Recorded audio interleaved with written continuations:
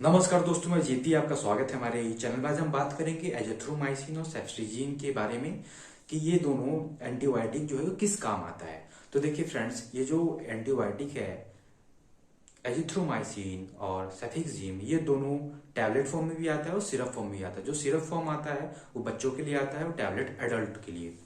तो अगर मैं बात करूं तो यूटीआई इन्फेक्शन, अगर देखते हैं कि किसी किसी में यूटीआई यानी पेशाब करने में दिक्कत होती है, या फिर किसी को रुक रुक के पेशाब आता है, पेशाब की नली में दिक्कत, दर्द होता है, इस दौरान यदि कोई भी दिक्कत है, यूरिनरी इन्फेक्शन, खुजली होती है यूरिन में करने के दौरान, पेशाब करने के दौरान, तो ये दोनों एंटीबायोटिक डॉक्टर प्रिस्क्राइब करते हैं, देते हैं। और किस चीज में काम आता है, अगर आपके स्किन पे, आपके त्वचा पे अगर कोई फोड़ा हो जाता है, रेडनेस पड़ जाता है, फोड़ा होने के बाद पल्स आता है उसमें, तो एजिथ्रोमाइसिन और सेफिक्सिम ये दोनों एंटीबायोटिक का यूज होता है। खास करके ये दोनों एंटीबायोटिक होता है यूज आपके इस सिस्टम में जिसको कहते हैं रिस्पायरेटरी सिस्टम। रिस्पायरेटरी सिस्टम में अगर ये स्वेल आ जाता है, यहाँ पे स्वेलिंग हो जाता है, यानी यहाँ पे सूजन आ जाता है, तो आपको कुछ खाने में, कुछ पीने में बहुत दिक्कत होती है, आपको लगता है यहाँ पे अटक रहा है, दर्द होता है यहाँ पे पानी पीने के दौरान या खाना खाने के दौरान, तो उस कंडीशन में भी ये एजिथ्रोमाइसिन और सेफिक्सिम एंटीबायोटिक का यूज किया जाता है। ये दोनों अलग अलग एंटीबायोटिक है, ठीक है, मैं साथ में बता रहा हूँ क्योंकि ये दोनों का वर्क जो होता है वो सिमिलर ही होता है, इसलिए दोनों का यूज भी सिमिलर है। ओके, ये दोनों एंटीबायोटिक जो है ये अलग अलग ब्रांड नेम से मार्केट में उपलब्ध है। मैं ब्रांड नेम की बात नहीं करता कभी भी, मैं डायरेक्टली कंपोनेंट केमिकल की बात करता हूँ कि उस मेडिसिन में जहां पर भी आप एजिथ्रोमाइसिन देखें या जहां पर भी आप सेफिक्सिम देखें, आप समझ जाएं कि इस कंडीशन में, इस बीमारी में ये दोनों एंटीबायोटिक यूज होता है। ये दोनों एंटीबायोटिक फ्रेंड निमोनिया में भी यूज होता है, जो कि लंग्स का इन्फेक्शन है, जब हम मतलब खराश आता है खांसी के दौरान या से बलगम वगैरह आता है, तब ये ज्यादा तौर पे यूज होता है। साथ ही साथ ये आई के इन्फेक्शन में, आपके आंख में इन्फेक्शन हो जाता है, आंख से पानी आता है, या फिर आपके ईयर में इन्फेक्शन में, ईयर में कोई कीड़ा घुस जाता है, या फिर जो है उसमें पल्स वगैरह जनरेट होने लगता है, तो उस कंडीशन में भी ये दोनों दवाई उसमें डॉक्टर प्रिस्क्राइब करते हैं।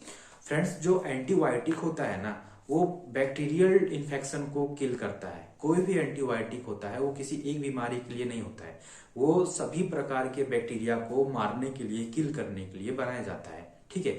तो बैक्टीरियल इन्फेक्शन जो बैक्टीरिया के कारण होता है, आई में, ईयर में, स्किन में, रिस्पायरेटरी सिस्टम में, यूटीआई में, लंग्स में, ये सभी बैक्टीरिया से भी, बैक्टीरिया के कारण जितने भी बीमारी होती है, सभी बीमारियों में एजिथ्रोमाइसिन और सेफिक्सिम दोनों एंटीबायोटिक काम आता है। ओके, एंटीबायोटिक बनाया इसलिए जाता है, एंटीबायोटिक का मेन उद्देश्य इसलिए यही है कि वो वायरस को किल कभी नहीं करता। वायरस से होने वाले जो बीमारी होती है, एचआईवी वगैरह, उसमें और भी जो बीमारी, उसमें कभी ये काम नहीं करता। ये बैक्टीरिया, जितने बैक्टीरिया से होने वाले जो बीमारी है उसी में काम करता है। और जितने भी एंटीबायोटिक होते हैं ना, कोई एक बीमारी के लिए नहीं होता है कि ये बीमारी इसके लिए है। एंटीबायोटिक आपके शरीर में जितनी भी प्रकार की बैक्टीरियल डिजीज होंगे, जितने भी प्रकार के बैक्टीरिया होगा, चाहे वो स्किन इन्फेक्शन करने वाला बैक्टीरिया हो, आई में इन्फेक्शन करने वाला बैक्टीरिया हो, या फिर ये यहाँ पे स्वेल करने वाला, यानी रिस्पायरेटरी सिस्टम को स्वेल करने वाला